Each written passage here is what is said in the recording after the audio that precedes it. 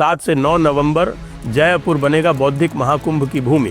Jaipur dialogues 2025 में एक मंच पर आएंगे वे सभी योद्धा, इतिहासकार, चिंतक, रणनीतिकार और धर्म रक्षक जिनकी आवाज़ है भारत की आत्मा।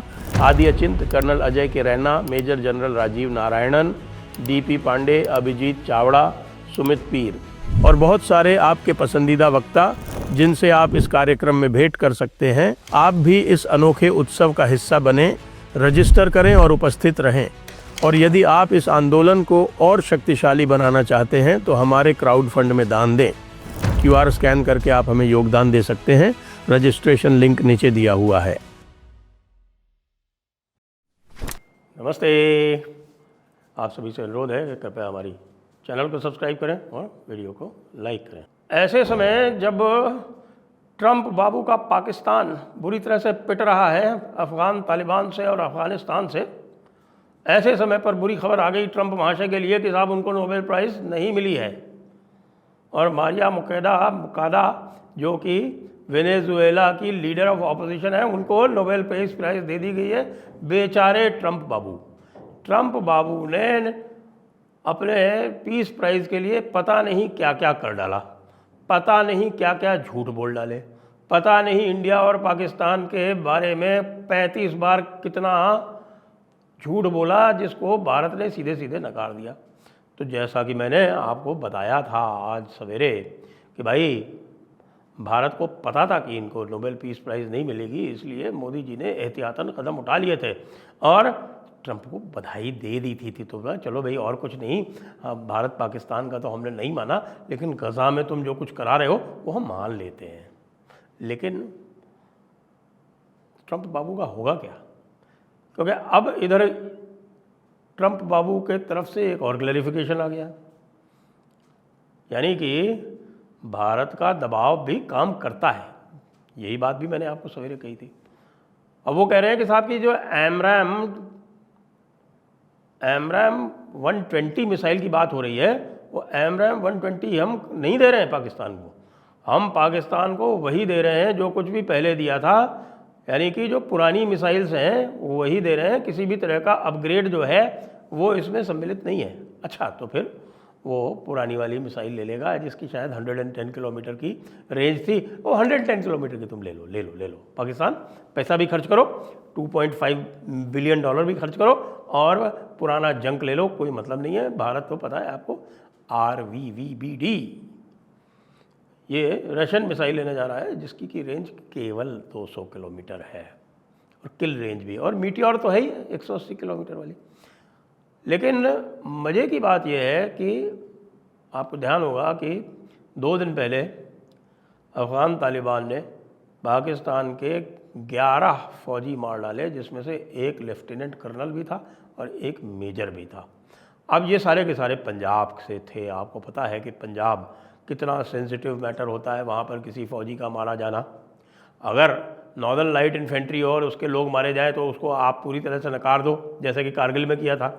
यदि कोई आपके जो फ्रंटियर कोर है इनकी, वो उसके लोग मारे जाएं क्योंकि वो अधिकतर पश्तून हैं या बलोच हैं, वो यदि मारे जाए तो उसको आप नकार दो क्योंकि पंजाब में किसी तरह का कोई रिएक्शन नहीं होना है। लेकिन ऑप सिंदूर में जब वो पंजाब में मारे गए, पंजाबी फ़ौजी मारे गए, तो साहब उसको एक्नॉलेज करना पड़ा और 155 लोगों को तमगे भी देने पड़े। यानी कि इन्होंने ये मान लिया कि 155 × 4 यानी कि 600 से अधिक लोग मरे हैं। उस वजह से पाकिस्तान में वैसे ही चल रहा था। वो पाकिस्तान के लोग अब मारे जा रहे हैं लगातार बलूचिस्तान में, और वहाँ से वो छोड़ के भाग रहे हैं, कह रहे हैं हमें यहाँ नहीं लड़ना। इधर ये जो 11 फौजी मारे गए, क्योंकि लेफ्टिनेंट कर्नल और मेजर मारा गया औरकजई डिस्ट्रिक्ट में, अब उसको लेके साहब की आसिम मुनीर ने सीधे हमला बोल दिया। पहले भी आपको ध्यान है कि इन्होंने खैबर पख्तूनख्वा में ही बमबारी कर दी थी, अपने ही लोगों में कोई बच्चे मार डाले थे 41।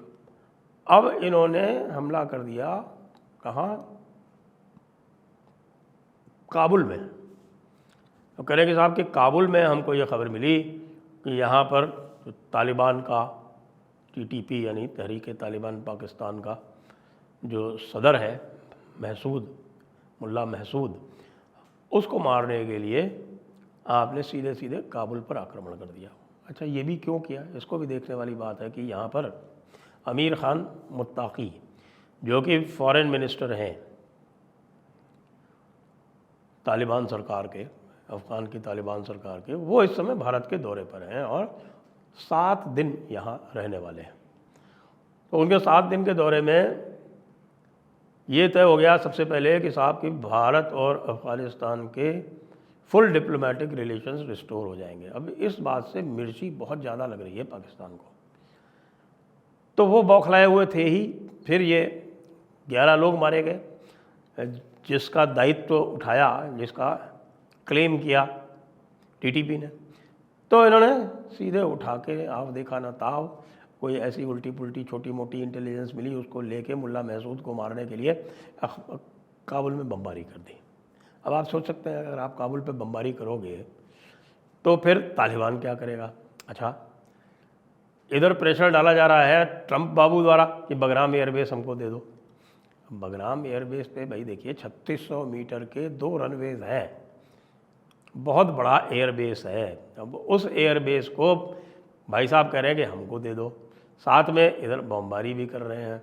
तो भाई ये दोनों काम तो ना चलेंगे, बल्कि उल्टा होने वाला है कि जो भी आप $75 बिलियन के जो असलहे छोड़ गए थे, वो असलहे अब तालिबान काफ़ी कुछ बलूचिस्तान वालों को भी दे रहा है और ख़ुद भी इस्तेमाल कर रहा है, टीटीपी को भी दे रहा है। टीटीपी वाले जो हैं वो बहुत अच्छे अच्छे बुलेट प्रूफ जैकेट और आर्मर्ड व्हीकल्स इनसे सबसे लैस हैं। तो मज़ा तो आने वाला है। अब आप ये देखें कि इनकी कितनी डिविजन्स जो हैं अब ये फंसती है जाके यहाँ अफ़गानिस्तान में। आपको याद हो कि जब ब्रिटिश सरकार थी तो ब्रिटिश सरकार की जो ब्रिटिश इंडियन आर्मी थी, उस ब्रिटिश इंडियन आर्मी का लगभग 2/3 अमला जो था वो अफ़गानिस्तान बॉर्डर पे ही तैनात रहता था। आपने सराईगढ़ी वाली बैटल की भी बात सुनी होगी, जिसके ऊपर एक मूवी भी बनी थी अक्षय कुमार वाली। तो वो भी अफ़गानियों से ब्रिटिश सेना का एक इख्तलाफ था और ब्रिटिश सेना और अफ़गानियों में लड़ाई हुई थी, वे उस पे ये मूवी बनी थी। तो भाई खुद तो संभल नहीं रहा है, बातें बड़ी बड़ी कर रहे हैं। इधर भारत कह रहा है कि ऑफ सिंदूर 2.0 अब हुआ तब हुआ, और ट्रंप बाबू जो हैं वो बेचारे नोबेल पीस प्राइज़ के लिए सारा का सारा रिकमेंडेशन किया। आसिम मुनीर की भी बेइज्जती हो गई, या आसिम मुनीर का रिकमेंडेशन भी Norway Nobel prize peace committee ने माना नहीं, है ना। वेनेजुएलन को उठा के दे दी। अच्छा, वेनेजुएला से तो भाई इनकी वैसे भी अदावत है, आपको पता है। कह रहे हैं कि साहब कि वेनेजुएला जो है उसको तो हम ख़त्म कर डालेंगे, वेनेजुएला से इनको युद्ध करना है। वेनेजुएला से युद्ध में जो लीडर ऑफ अपोजिशन है मारियो मकाडो, वो कहीं ये नहीं कह रहे हैं कि साहब कि हम ट्रंप के साथ खड़े हुए। हाँ ठीक है, उनका विरोध है जो वर्तमान सरकार है उससे, वेनेजुएला की, लेकिन जो तमाचा मारा है ना नॉर्वे वाला ने, वो बड़ा गलत मारा है। अब देखते हैं हम कि क्या करेगा, कौन सा डांस करेगा, नागिन डांस करेगा या कि भारत वाला तांडव नृत्य करेगा ट्रंप, उछल कूद करेगा, मुल्ला मुनीर से कहेगा कि तुम नॉर्वे पे हमला कर दो, मुल्ला मुनीर कहेगा कि साहब हमारे पास ऐसा कोई भी तैयारा नहीं है जो वहाँ तक पहुँच पाए। फिर किससे कहेगा, नेटो से कहेगा नॉर्वे पे हमला कर दो। लो जी, नॉर्वे तो खुद ही नेटो में, तो उस पर हमला करके क्या करोगे। फिर नॉर्वे के ऊपर टैरिफ लगा दो, भारत वाला जो टैरिफ है वो नॉर्वे के ऊपर लगा दो, नॉर्वे जो है वो टैरिफ पे दब जाएगा। नॉर्वे कोई फ़र्क नहीं पड़ता, नॉर्वे ने पहले ही भारत के साथ में FTA साइन कर लिया, फ्री ट्रेड एग्रीमेंट। वो जो एफ्टा है, एफ्टा ग्रुप है 4 देशों का, स्विट्ज़रलैंड, लिechtenstein, नॉर्वे और आइसलैंड। ये 4 देशों का जो एफ्टा ग्रुप है, उसमें एफ्टा ग्रुप ने पहले ही भारत के साथ में अपना करार साइन कर लिया है, तो उनको कोई फ़र्क पड़ता नहीं। फिर क्या करेंगे मियाँ ट्रंप अब कह रहे हैं कि हम जा रहे हैं इजिप्ट, हम वहाँ जाकर वो गज़ा वाला जो है वो साइन करेंगे। अरे साइन तुमको नहीं करना यार, साइन करना है पैक्ट इजराइल को और पैलेस्टीनियन अथॉरिटी को, जिसमें हमास भी शामिल है। अब वो कैसे करेंगे वो तो देखने वाली बात है, लेकिन उसको तो अपनी प्रेजेंस फेल्ट करानी है। कोई बात नहीं ट्रंप बाबू, इस साल नहीं मिला तो अगले साल के लिए अब ट्राई शुरू कर दो। बस दिक्कत ये है कि अगले साल तक कहीं बहुत देर ना हो जाए, क्योंकि अगले साल तक तुम्हारी जो रेटिंग्स हैं जो अभी 37-38% पे चल रही हैं, वो अगले साल डूब के कहीं 25-26 पे आ जाएंगी तो तुमको कोई भाव भी नहीं देगा। वैसे भी अगले साल वाला जो मिड टर्म इलेक्शन है वो तुम हारने वाले हो, ना तुम्हारे पास हाउस रहेगा ना तुम्हारे पास सेनेट रहेगा। उसके बाद से तुम हो जाओगे लेम डक। ट्रंप बाबू, भारत से पंगा लेना तुमको बहुत महंगा पड़ने वाला है। मोदी जी मजे कर रहे हैं, मोदी जी मजे कर रहे हैं। और मोदी जी को अभी आप देखिएगा कि हो सकता है कि उनका जो बधाई संदेश है वो इनको ये मारिया मकारो को भी चला जाए, फिर तो ट्रंप के तन बदन में आग लग जाएगी। लेकिन क्या कह सकते हैं भाई, बधाई तो सभी को दे सकते हैं ना, बधाई किसको नहीं देंगे भाई? भाई पुतिन को बर्थडे विश करते ही है ना भारत वाले लोग, मोदी जी करते ही हैं, चाहेंगे तो ट्रंप को भी कर देंगे। लेकिन जो कुछ हुआ ब्रो, ट्रंप के साथ में जो कुछ भी हुआ ब्रो, बुरा हुआ।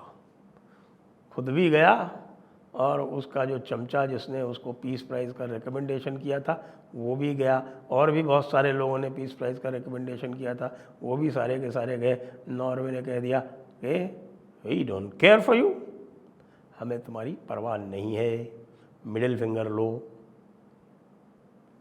बड़ी गड़बड़ बात है यार, पूरी दुनिया में सब ट्रंप को मिडिल फिंगर दिखा रहे हैं, ऐसे कैसे चलेगा? ट्रंप नॉर्वे पे हमला कर दो, बस यही एक रास्ता बाकी है। जय हिंद, जय भारत, वंदे मातरम।